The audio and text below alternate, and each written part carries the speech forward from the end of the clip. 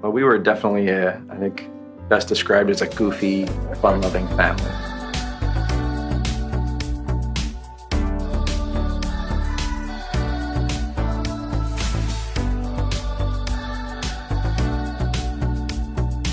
We decided to go to a local shopping center. It was getting pretty close to nap time, and the kids were kind of starting to get tired, so we packed the car up, got on the freeway, and started to head home. 911 emergency, what are you reporting? Hi, it's a really bad car accident. We think there's a couple of dead children stuck in the car. Please send someone right away. It was the most horrific accident I've ever seen, and it just happened so quick. All I could think was, oh my God, how are we gonna get these kids out of here as well? And I couldn't get them out. The next thing I remember is waking up on the side of the freeway. Lori had a severe concussion. Her mother, Cindy, had broken ribs. They were taken to one hospital. In order to handle all of the trauma, Kyle and Katie were taken to another, and 4-year-old Emma went to a third. Chris was at work when he received the devastating news. Doctors wouldn't tell him anything until he got to the hospital. I literally ran to the emergency room at that point. They took me back into a small room, and the doctor told me, I'm sorry, but Katie has expired. A few more minutes went by. He told me there was a call from the doctor from Saddleback Hospital.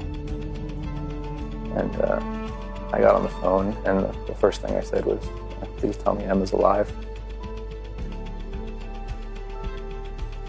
And he said, I'm sorry, but Emma has expired. So I just dropped the phone.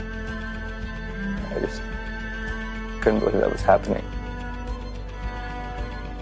It's almost like my world black at that point. You know? Emma was at a third hospital, 30 to 40 minutes away from where we were. That was one of my own children. I couldn't even make it to that hospital with everything going on. Chris had to tell Lori that Emma and Katie had died. I just remember screaming, and I didn't know how I could be alive, and they could have died. And I asked about Kyle. They didn't know if he was going to make it. I didn't want Kyle to be alone. I didn't want him to be scared when he woke up. Chris rushed to be with Kyle, his only remaining child. And I could see Kyle on a bed with lots of equipment around him, and he was laying there with his eyes half open. And I had some hope for a moment. Maybe he'll survive. So the doctor talked to me and pulled me aside. His brain hadn't been receiving any oxygen, and he wasn't coming back.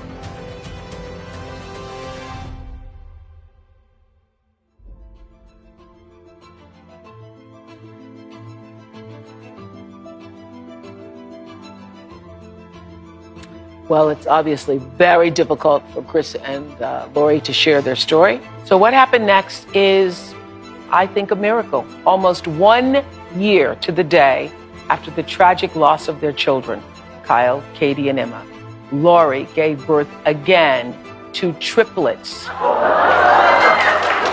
But not just triplets, 2 girls and a boy. Doesn't that give you goosebumps? We are thrilled to introduce you to 2.5-year-old Ashley, Ellie, and Jay.